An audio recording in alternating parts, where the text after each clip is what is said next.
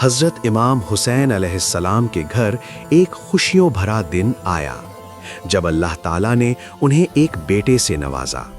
اس نیک اور بہادر فرزند کا نام علی اکبر علیہ السلام رکھا گیا اور ان کی والدہ محترمہ ام لیلا تھیں۔ ولادت کے وقت گھر کا ماحول نورانی اور روحانی تھا۔ امام حسین علیہ السلام کی خوشی بے مثال تھی اور گھر میں چراغوں کی روشنی کی طرح ایک نوری چمک پھیلی ہوئی تھی، گویا آسمان نے زمین پر خوشی کے دیے جلا دیے ہوں۔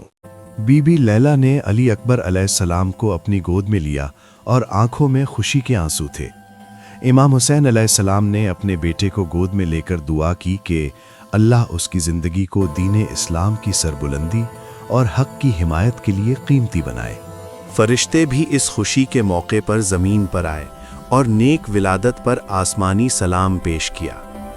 علی اکبر علیہ السلام کی شکل و صورت میں اپنے والد امام حسین علیہ السلام کی جوانی اور شجاعت کی جھلک تھی، اور ان کی عظیم قربانیوں اور کمالات کی ابتدائی جھلکیاں اس وقت بوئی گئیں جو بعد میں کربلا کے میدان میں روشن ہوئیں۔ یہ ولادت اس بات کی یاد دہانی ہے کہ اللہ تعالیٰ اپنے نیک بندوں کے گھر ایسے نورانی فرزند عطا کرتا ہے جو دین کی سربلندی اور حق کی حمایت کے لیے پیدا ہوتے ہیں۔